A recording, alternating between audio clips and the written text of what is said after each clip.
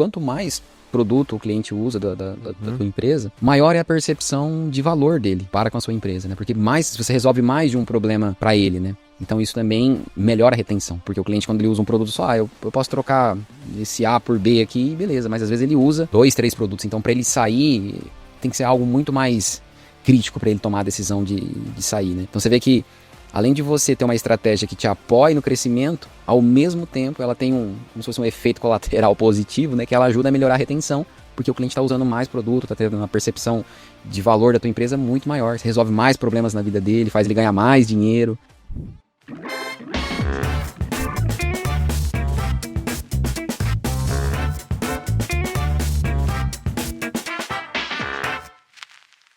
Bom, pessoal, para tratar desse assunto que é tão importante, né, na vida das software houses, eu estou aqui com 2 experts no tema, que é a experiência do cliente. O Oswaldo, gerente de experiência na TecnoSpeed. Seja muito bem-vindo, viu, Oswaldo? Obrigado, Jonathan. Agradeço pelo convite e espero que seja uma boa sessão de troca de conteúdos. Boa. E o Bruno Maestrello, que é nosso diretor de experiência. Seja muito bem-vindo, Bruno. Obrigado, Jonathan, pelo convite. E assim como o Oswaldo disse, espero que a gente tenha aqui uma boa troca de informação, de conteúdo, né? E que isso possa, de certa forma, ajudar aí quem estiver assistindo. Boa. Bom, gente, seguinte. Aqui no Além do Software, o objetivo do nosso podcast é compartilhar o cotidiano das empresas de tecnologia com outras empresas de tecnologia. E o que o cliente vê, ele vê o software lá, ele usa o software. O que ele não sabe é o que está por trás dessa produção desse software, desse atendimento. E a gente sabe que nos bastidores acontece muita coisa, né? Então, todo convidado do Além do Software, na primeira vez que vem aqui, a gente pede para que ele compartilhe uma situação inusitada, de preferência engraçada, que a gente gosta de dar risada também, para quebrar o gelo do nosso episódio, tá? Então eu quero convidar vocês, começando pelo Oswaldo, a compartilhar uma situação, Oswaldo, que você tenha vivido nos bastidores mesmo, que pode compartilhar com a gente. Certo, então vamos, já que a gente está falando de experiência, vamos pegar um exemplo bom da área. Como uma empresa de software que oferece serviços e a gente tem uma rotina de atendimentos que ela é bem complexa, constante, a gente tem muitos atendimentos e eventualmente a gente tem algumas situações de conflito para poder resolver, para poder intermediar e é costume, né, instruir as equipes para que se em algum momento alguma situação fugir do controle, a gente tiver algo que foge da normalidade da comunicação, do respeito, para comunicar os responsáveis para a gente poder fazer os devidos encaminhamentos, fazer um alinhamento de expectativa com o cliente, né? E certa vez aconteceu um caso que, se a gente seguir a regra, seguir o algoritmo, era um caso para ser acionado, né? Mas é um pouco diferente. Como é que a situação saiu do controle ou que a comunicação saiu do convencional? Foi para um elogio. O cliente houve um cliente que ele recebeu um atendimento muito bom, mas muito bom. E aí, na hora de parabenizar... Se empolgou. Esse atendente ele colocou na mesa, esse cara aqui é o atendimento que eu quero, é ele. Eita! Aí o pessoal chegou pra gente, mas então... E agora? Seguindo as regras, esse aqui é algo pra gente notificar, né? Vai dar sequência ou não? Segundo as normas aqui? Segundo as normas, isso acontece. Mas cara, que legal, né? Sinal que o atendimento foi realmente surpreendente, né? Foi. Boa. Bruno? Cara, são muitas assim, mas o que me veio à memória, até falando aqui fazendo uma transmissão, né? Eu lembro logo quando a gente começou a fazer webinar, os webinários, né? A gente começou a melhorar a nossa comunicação também, que isso é uma forma também da gente entregar uma experiência melhor para o nosso cliente. Isso lá em 2012, 2010, por aí, né? Por aí. Quando a gente começou a fazer os primeiros webinários. Era uma loucura, né? Era uma loucura. Mas enfim, aí a gente mandou os convites, né, por e-mail e tal. E começou o webinar ali com uns 10 minutos de webinar rolando, né, acontecendo. Tocou a campainha. A empresa ainda era bem pequena, a gente ainda estava na sala. A campainha tocou. E aí a secretária falou, O cliente veio assistir o webinar.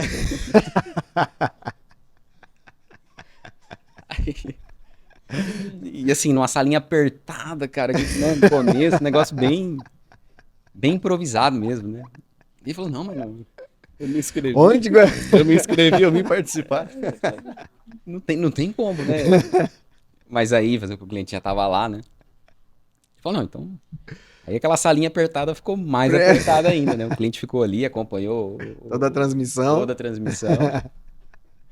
Mas foi uma situação bem... Cara A gente do olha hoje, céu. na hora a gente ficou bastante preocupado, espantado. Falou, cara, como é que nós vamos fazer, né?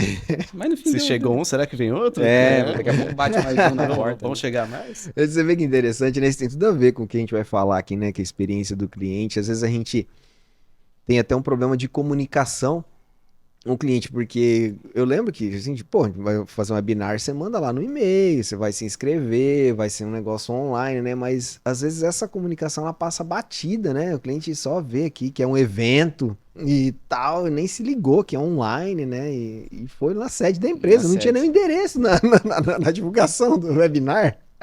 O cara foi no 007 mesmo, investigou lá, falou, vou achar Achou onde vai ser o local do evento. É curioso que a gente conversou recentemente sobre isso, eu e o Bruno. É isso que você falou, do alinhamento de expectativa, né? Desde para vender, para organizar um evento, internamente, né? Boa parte das situações que a gente tem para resolver passa muito por alinhamento de expectativa. Né? É, cara, você vê, né? Tem tudo a ver com o que a gente vai falar aqui hoje. Então vamos lá.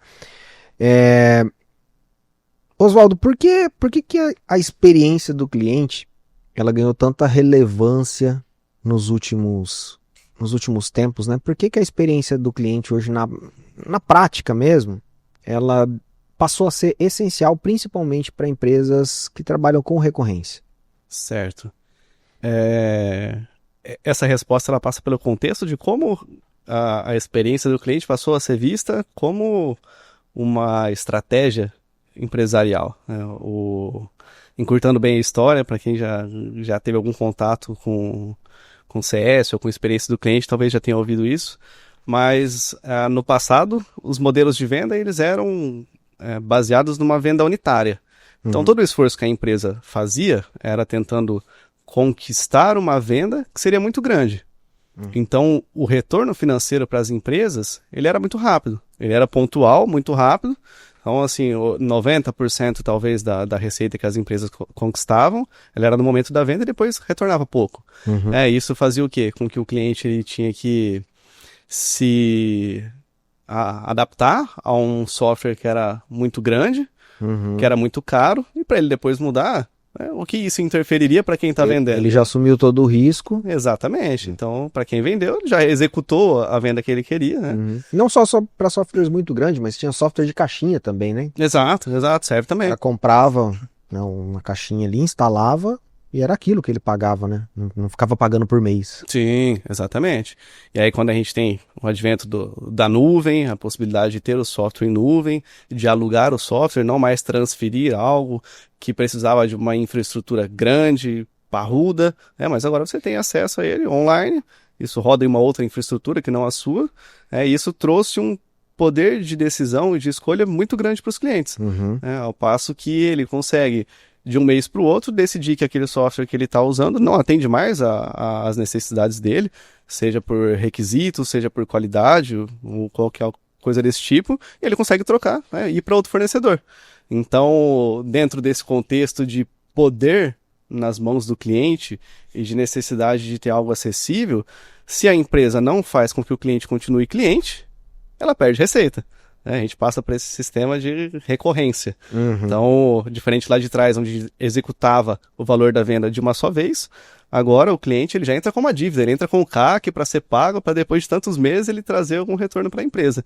Então, se ele entra e sai com 3 meses, ele nem se pagou. Então, como é que a gente faz o cliente continuar cliente? E aí é que entra a experiência do cliente, o sucesso do cliente. Legal. Então tem uma ligação muito grande aqui, né, Bruno, entre a venda e a retenção desse cliente. Tem. Até falando, aproveitando o gancho aqui de recuperação de CAC para não perder, né? A gente fala de churn, né? Todo churn ele é ruim. Churn, só fazer um disclaimer aqui, pessoal. Quando o cliente cancela, Quando o cliente cancela o contrato, Exato, o cliente pediu para cancelar, né? Então, a gente tem o churn. Aí tem o churn de receita e o churn de cliente, que é o logo churn. Mas falando do churn, né? Todo churn ele é ruim. Mas tem um churn que ele é pior ainda. Que é aquele que acontece antes de recuperar o CAC. Uhum. Né? Então, você vai lá pegar lá o teu custo de aquisição daquele cliente. E aí você vai ver quanto que você está cobrando dele e o tempo que você leva para recuperar isso, né? Pega o MRR, que é a mensalidade que ele está pagando. Às vezes demora 3, 4 meses. Se o cliente cancela antes disso, né? Você nem recuperou o CAC. Isso aí é como se você estivesse acelerando contra a parede, né? Então, quanto mais cliente você coloca nessa situação e você não consegue reter esse cliente, você vai levando um prejuízo cada vez menor. E, na verdade, nesse caso, é melhor você nem vender, né? Porque você está levando prejuízo quando você coloca o cliente para dentro. Na verdade, você passa a deixar de ganhar. Por exemplo, você tem um churn, né? Ou tem um cancelamento. Você deixou de ganhar a receita daquele cliente. Agora, quando você tem um cancelamento antes de recuperar o custo de aquisição, na verdade, você teve um prejuízo porque você investiu a grana e essa grana não voltou. Então, quanto mais você acelera aquele tipo de venda, mais você está levando prejuízo, né? Mais você está acelerando esse prejuízo. E aí, pegando esse gancho que você falou de vendas, né? Isso começa realmente lá na hora de você definir o perfil do cliente, né? De escolher bem aquele perfil para você fazer a atração e depois, né, fazer o processo de vendas e, enfim, aí seguir com a jornada. Eu também sempre costumo falar que a semente do churn ela é plantada muito cedo, né? Então, é lá no momento da venda, do perfil que a gente prospecta, a gente prospectar um perfil que ele está desalinhado com o que a gente vai entregar, assim, não é batata, né? Em algum momento ele vai cancelar. No modelo que a gente tem hoje, né, o de recorrência, o cliente ele pode cancelar a qualquer momento. Então, para a gente resumir, né, por que a experiência do cliente ela é tão importante? Porque o modelo comercial hoje, basicamente ele gira em torno de recorrência, né? Grande parte dos softwares eles mudaram esse conceito do recebimento para ser um recebimento por recorrência. O que não é ruim, né? Esse modelo por recorrência ele traz uma previsibilidade de receita, né? Traz Sim. Muitas vezes traz até um LTV maior, né? Eu acho que ao longo do tempo, essa mudança do modelo comercial também foi muito nesse sentido, porque quando você fazia aquela venda, né, aconteceu a venda e beleza, vendi. Mas depois eu preciso conquistar um novo cliente, né? E aí, fechei o mês, vendi. O outro mês eu começo sempre do zero, né? Sempre do zero. E aí já com essa mudança para recorrência, você tem ali uma previsibilidade, né?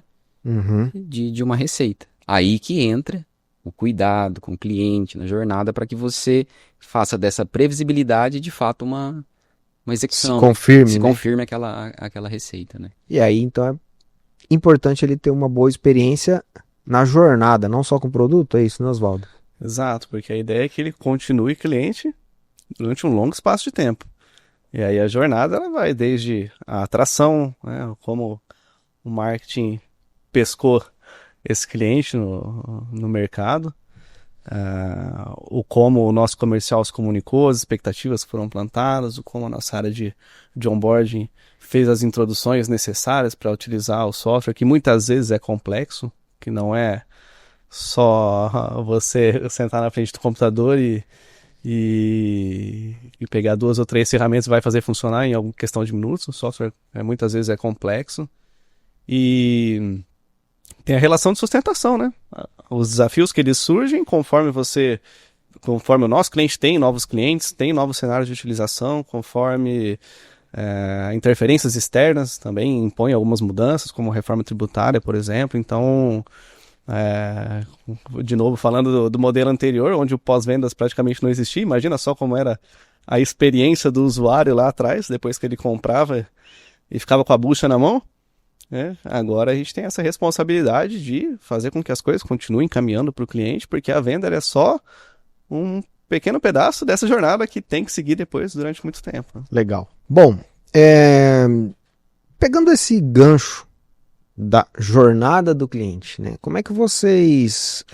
o que vocês poderiam destacar dos principais pontos de contato aí numa jornada do cliente para, de fato, encantar o cliente nessa jornada?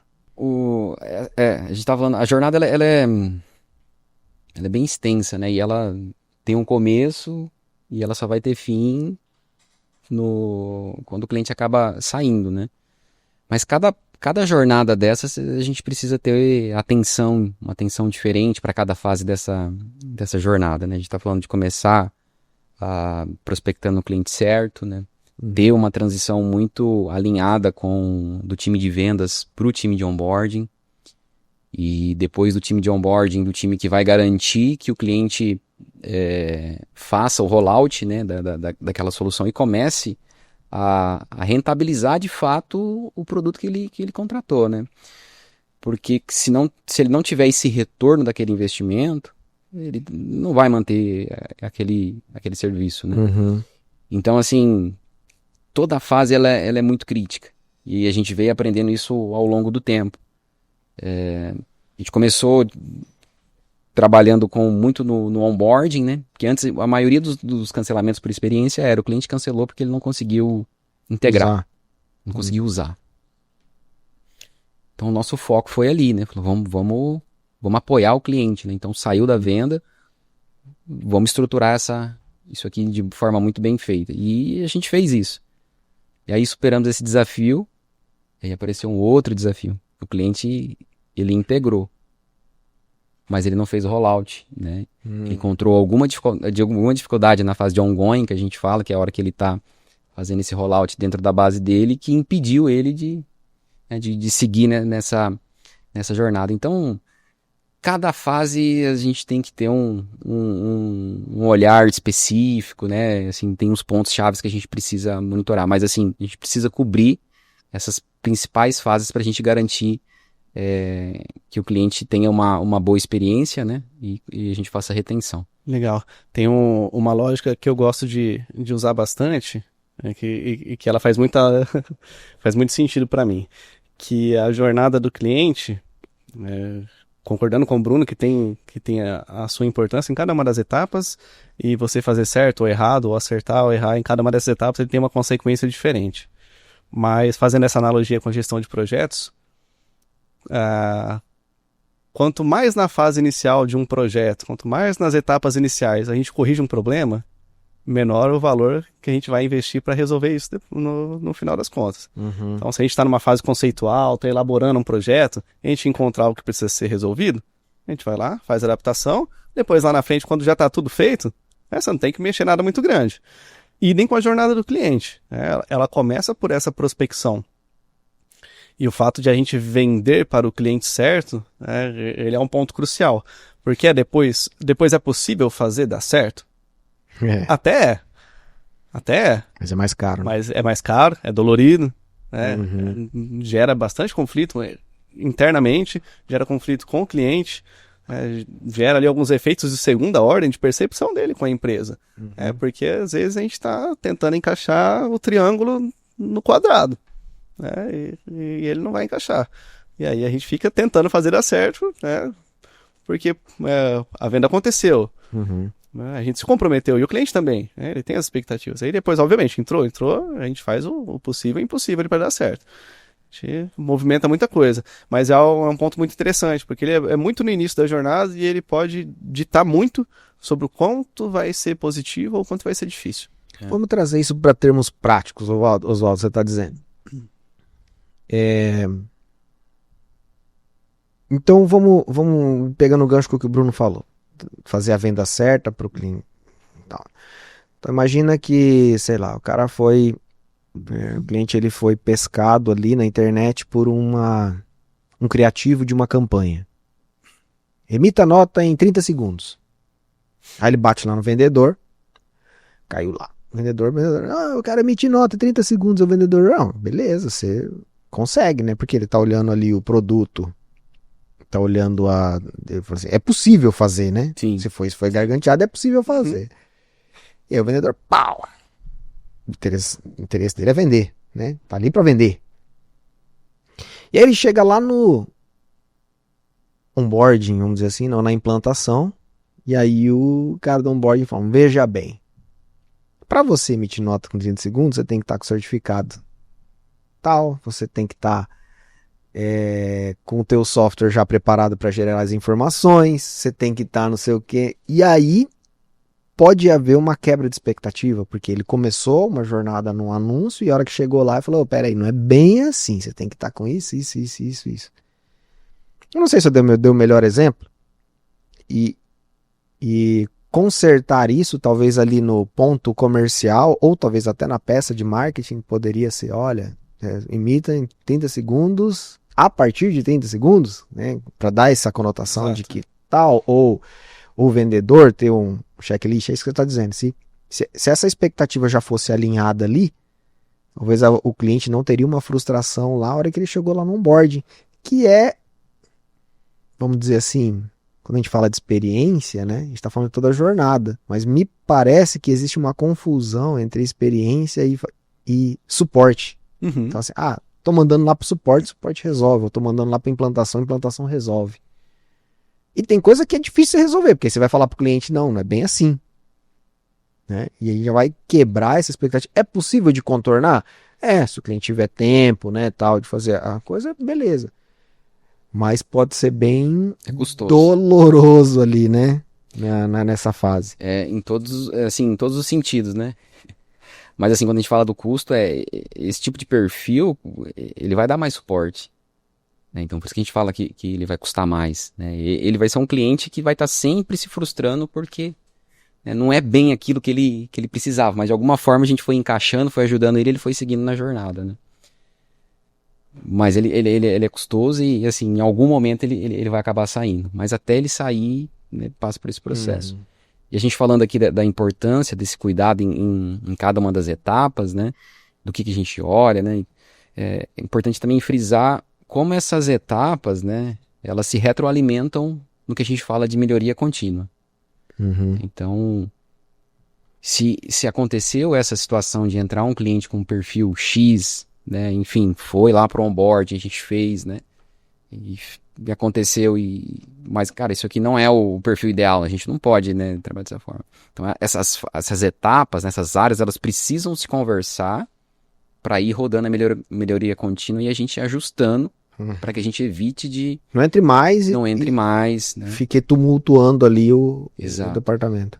E aí até é importante frisar também, assim, todo cancelamento também é um motivo de aprendizado para a gente retroalimentar essas etapas da jornada, né? Porque é um aprendizado, o cliente está saindo, claro, tem algumas situações, o cliente fechou a empresa e tal, não ia precisar, aí é uma situação diferente, mas aqueles que reportam, eu tive aquela dificuldade, né?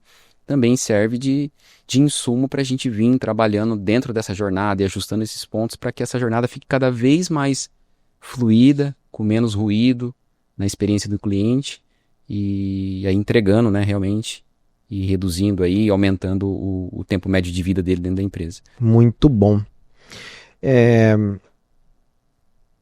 Assim, a gente está falando de no caso, de um atendimento quase que reativo, vamos dizer assim, né? Chegou lá para o onboarding vai fazer esse trabalho. Tá?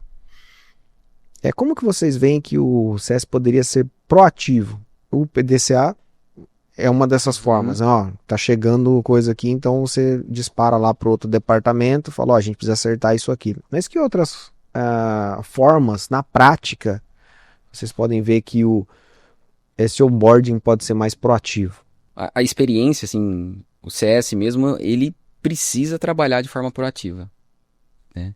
O suporte, ele é só uma forma de ajudar o cliente quando ele está passando uma dificuldade dentro dessa jornada. Mas o CS em si, ele tem que ter uma pegada realmente de proatividade. Se antecipar a um problema que o cliente vai enfrentar. Ele vai esbarrar naquilo ali. Então, tem muito para você conseguir entregar uma boa experiência, trabalhar muito proatividade e aí olhar realmente números, né? Monitorar esses clientes dentro da jornada, se aquele cliente está parado muito tempo, concluiu o onboard, mas eu não está colocando novas licenças, né? Por quê? Aí a proatividade de você entrar em contato, né? E tentar entender. E tem algo assim que eu tenho muito para mim, que assim, os números vão mostrar o quê? Tem um problema aqui, né? Vão apontar ali. Mas conversar com o cliente, ele vai entender o porquê né, desse indicador tá parado, desse número, né? Então tem muito dessa proatividade entre você olhar número e ter essa proximidade com o cliente, buscar o cliente para conversar, tentar entender o que está acontecendo, Uhum. ele tá parado ali. Legal. Oswaldo, você consegue lembrar algum outro caso assim que a gente consegue aplicar proatividade? Uhum. Como o Bruno comentou, passa muito por aprender com as situações, né? E a partir do momento que essas situações elas geram aprendizados, a gente tem capacidade de se antecipar a tudo isso. Então, seja uma avaliação negativa no atendimento, uma avaliação negativa de NPS, depois a gente vai até comentar mais especificamente, um cancelamento, uma ouvidoria, todas essas situações elas mostram, né, elas evidenciam pontos de contato, de interação que podem gerar algum tipo de conflito, né? De algo que não pode não funcionar como a gente tinha imaginado. Então, a partir do momento que a gente consegue entender esse padrão, a gente está protegido contra grande parte das situações, não contra todas, né? É difícil ter um aparato nesse sentido, mas a gente consegue entender que, né, características de utilização de produto funcionam.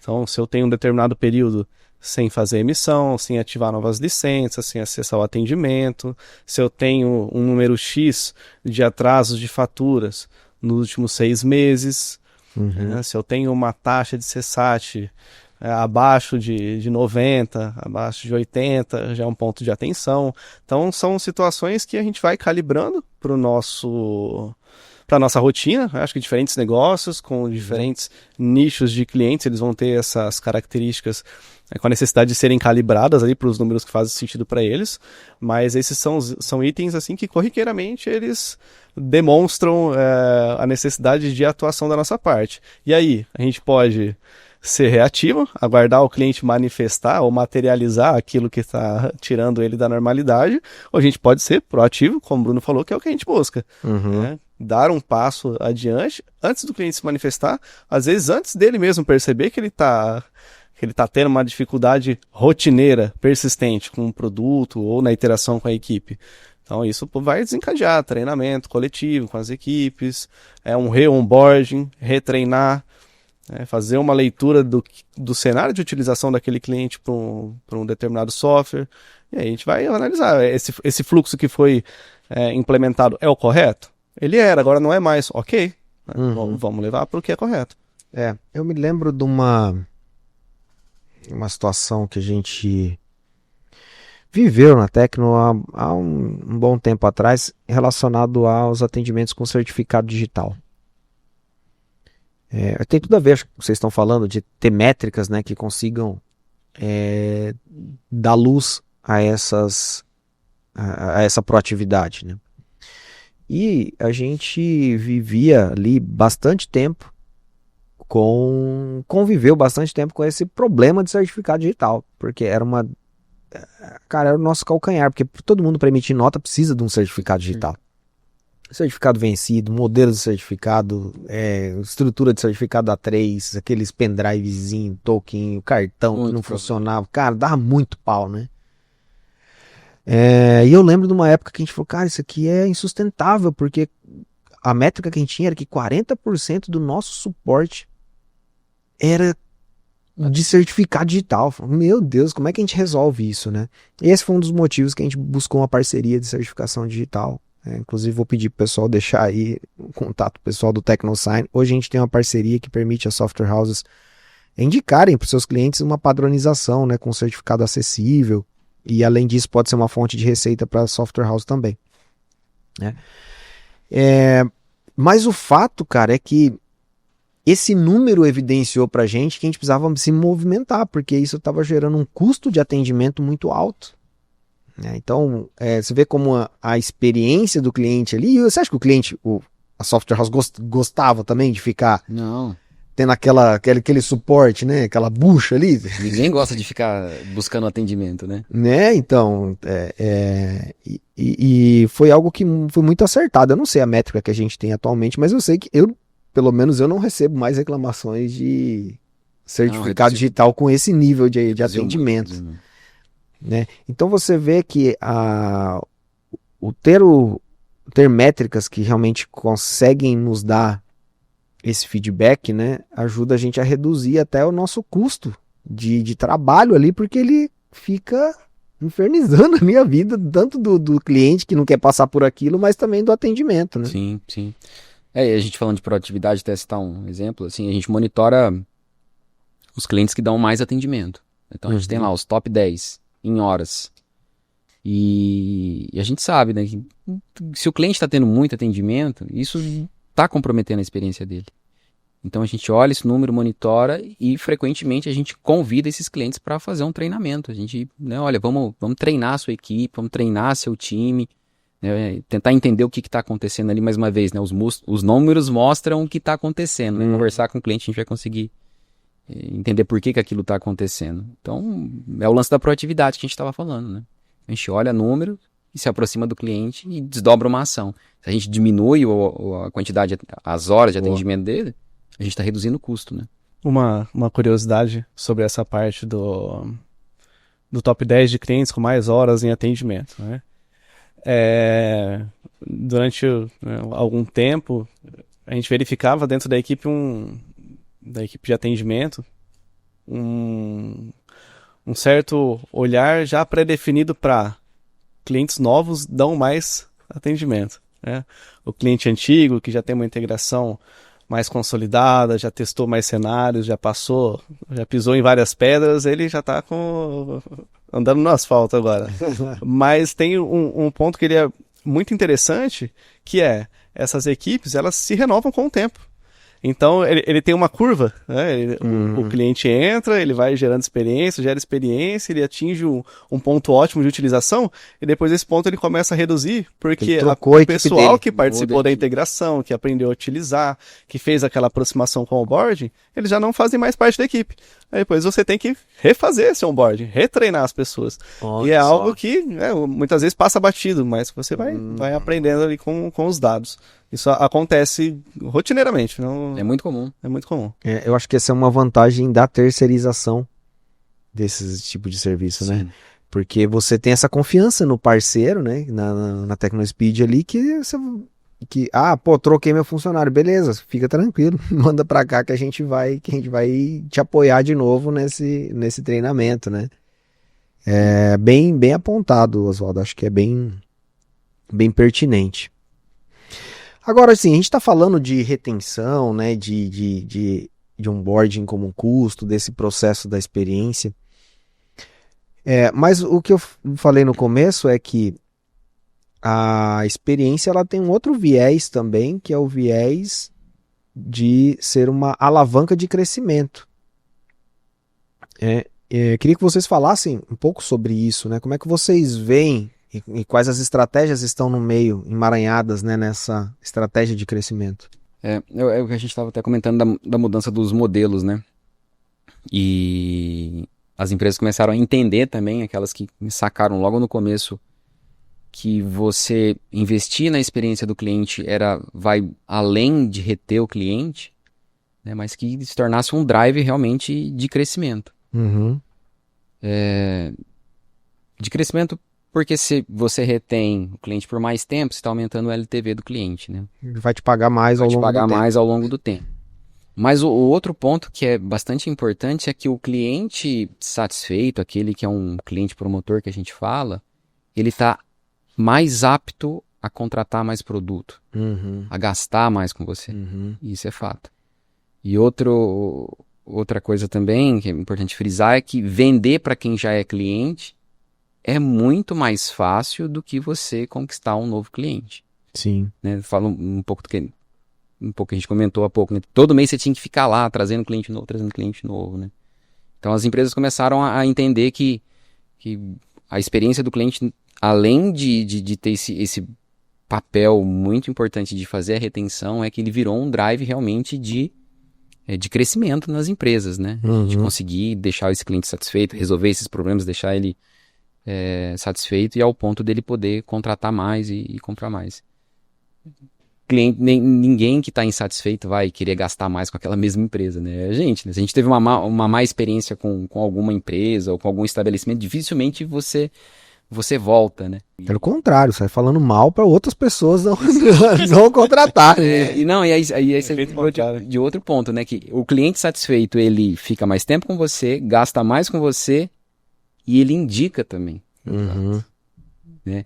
E o poder da indicação, ele é muito maior do que qualquer criativo, de qualquer investimento que você Com faça. certeza, com certeza. E o cliente que indica, até o tempo de fechamento, né, em vendas, ele é muito mais rápido, porque assim, todas as dúvidas que o cliente tinha quando ele fazendo essa indicação, quem indica já vai tirando, né? Então, É a pessoa de confiança já. isso, vai ser ele chega muito mais maduro para o fechamento. Então, tem esses pontos importantes. Mas assim, a experiência do cliente, as empresas entenderam que isso é um grande drive de crescimento realmente para o negócio. Se você estiver abrindo mão de cuidar da experiência, de ter um olhar para esse ponto, certamente você está abrindo mão de uma parte do teu crescimento. Não que o cancelamento não seja importante, né? Existe uma relação hoje já mapeada entre NPS e cancelamento? Sim, e a gente foi até aprofundar os estudos, né? A gente começou a estruturar a área de experiência na TecnoSpeed em 2021, né? E aí a primeira parte da estrutura foi criar números, né? E estruturar indicadores e processos.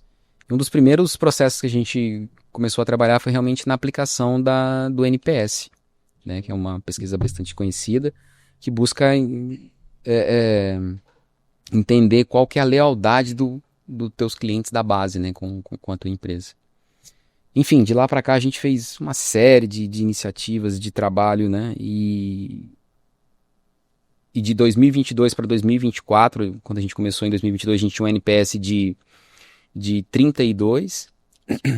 E aí, falando muito desse processo da melhoria contínua, porque nada adianta você rodar a pesquisa, coletar um monte de insights, mas não aplicar aquilo, né? Não melhorar, enfim, não melhorar teu processo, resolver o problema no produto, resolver o problema no atendimento, né? E rodando esse processo de melhoria contínua, a gente saiu do NPS de 32 e hoje a gente está no patamar de 48. Uhum. E para todo mundo que trabalha com NPS ou que tem experiência com NPS, sabe que melhorar um ponto dá muito trabalho. Uhum. Dá bastante trabalho. Perder é fácil. Perder é muito fácil. E aí, o que foi interessante, né? Nesse mesmo período, o nosso churn, né, de clientes, que é o logo churn, saiu de 21 e hoje caiu para 15, né?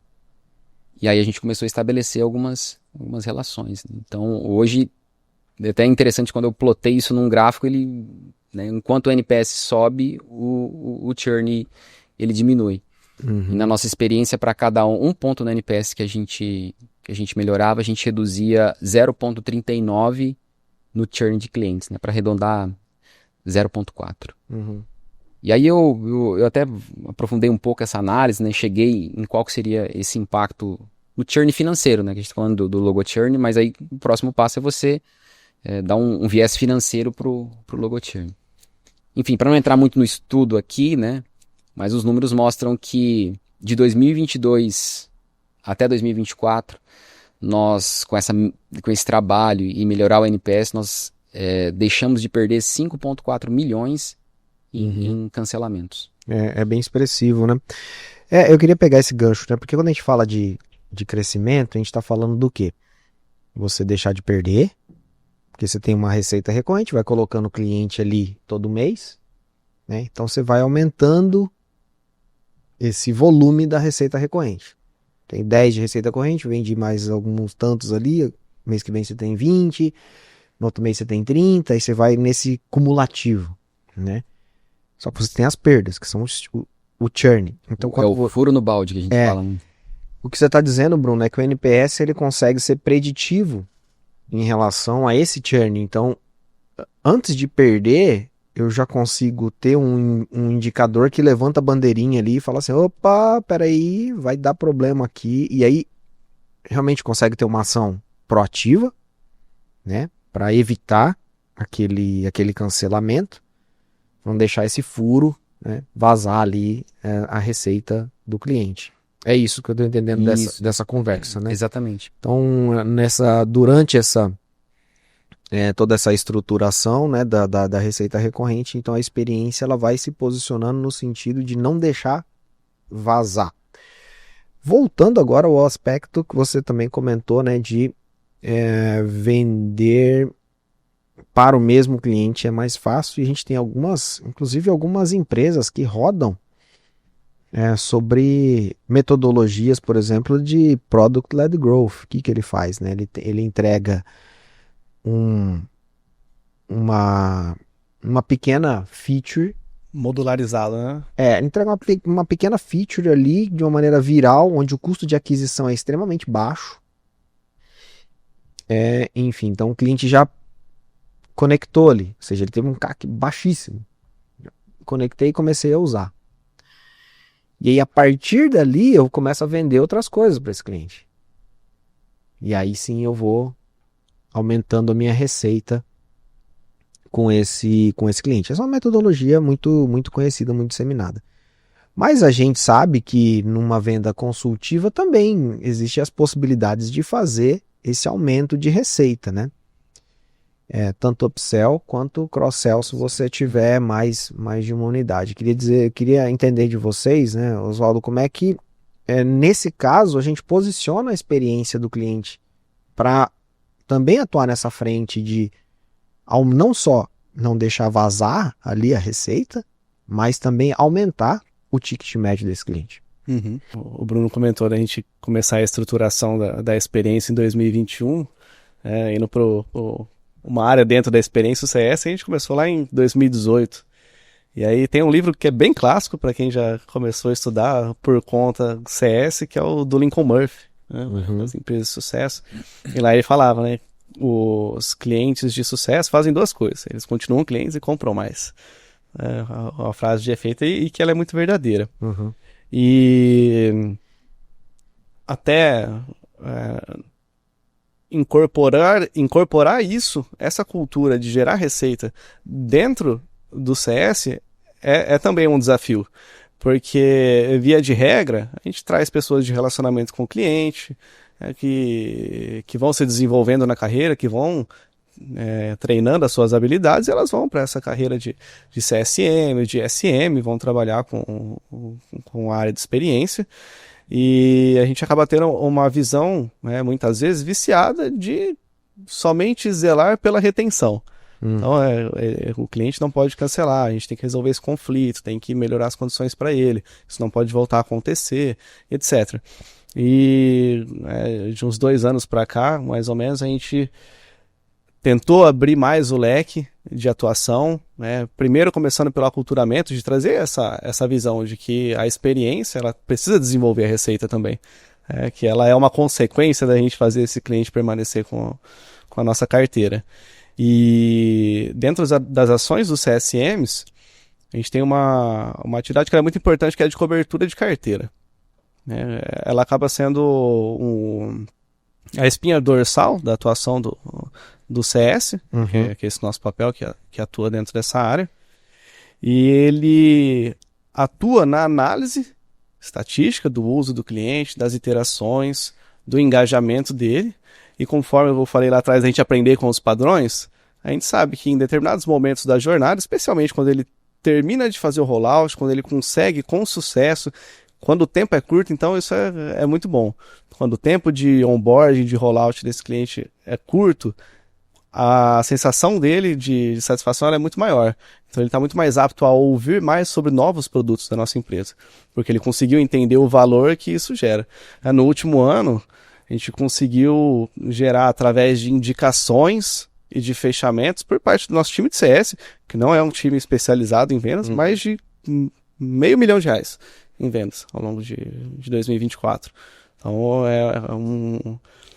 para ser algo próximo do primeiro passo que a gente fez nesse aculturamento de trazer essa visão também de ganho de receita para a equipe de experiência, foi um ótimo resultado. A mudança, ou seja, começa com uma mudança na mentalidade. Exato. Cultural. Uma virada de chave realmente do time de... Não é só reter, né? Acho que reter é importante, um dos principais objetivos, mas eu posso né, aumentar, fazer com que o cliente busque um outro produto. E o que é interessante também é que quanto mais produto o cliente usa da tua empresa, maior é a percepção de valor dele para com a sua empresa, né? Porque mais você resolve mais de um problema para ele, né? Então isso também melhora a retenção, né? Porque o cliente, quando ele usa um produto só, eu posso trocar esse A por B aqui, beleza, mas às vezes ele usa dois, três produtos. Então, para ele sair, tem que ser algo muito mais crítico para ele tomar a decisão de sair, né? Então você vê que, além de você ter uma estratégia que te apoie no crescimento, ao mesmo tempo ela tem como se fosse um efeito colateral positivo, né? Que ela ajuda a melhorar a retenção, porque o cliente está usando mais produto, está tendo uma percepção de valor da tua empresa muito maior. Você resolve mais problemas na vida dele, faz ele ganhar mais dinheiro. Então tudo isso ajuda muito na retenção. E para o teu negócio é ótimo, né? Você está fazendo o cliente ficar mais tempo, ele está gastando mais com você. É uma parceria ganha-ganha, né? Fomentar a lealdade atitudinal. Isso. Né? Ele quer ser cliente, ele quer estar com a marca, ele quer consumir aqueles produtos, porque ele vê que faz sentido para ele e para o negócio dele. Né? É algo que casa. Sente orgulho, né? Exato. Sabe o que é interessante, cara? Estão falando, eu tô ligando uma coisa com a outra aqui, né? Esses dias eu recebi uma foto, achei muito legal.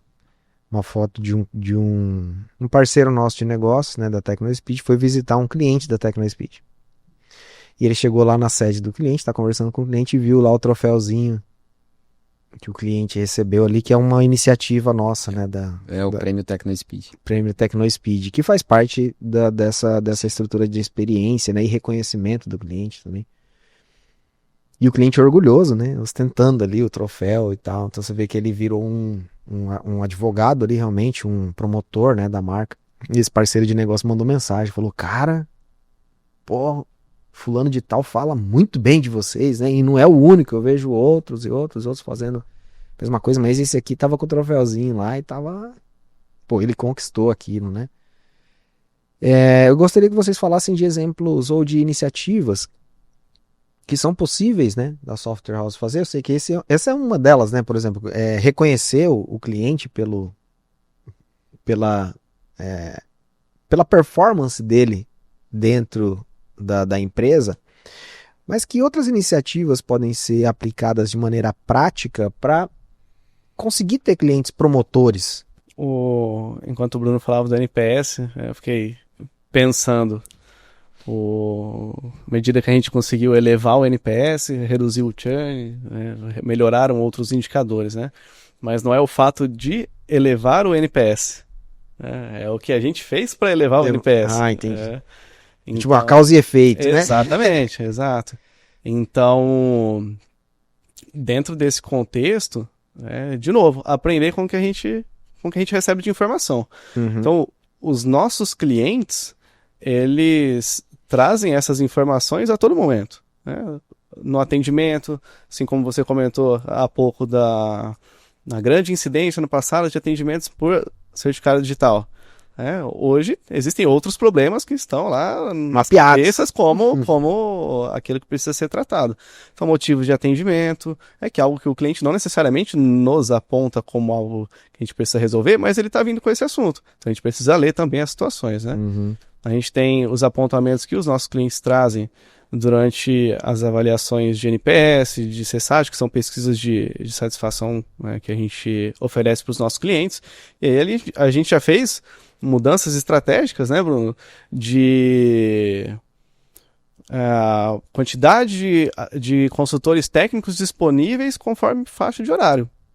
Porque isso vai trazer uma menor quantidade, um desempenho melhor em relação ao tempo de fila, nosso cliente vai esperar menos, e a gente já tem uma experiência e uma comprovação numérica de que o cliente que espera menos, ele tem uma tendência maior a ficar satisfeito com o atendimento, a estar mais aberto a colaborar, a trazer mais informações. Uma chave, que eu sempre recomendo para quem pergunta por onde pode começar. E isso também é lá dos primórdios, 2017, foi onde a gente conseguiu, primeiramente, investir bastante energia, foi de fazer um processo estruturado de cancelamentos.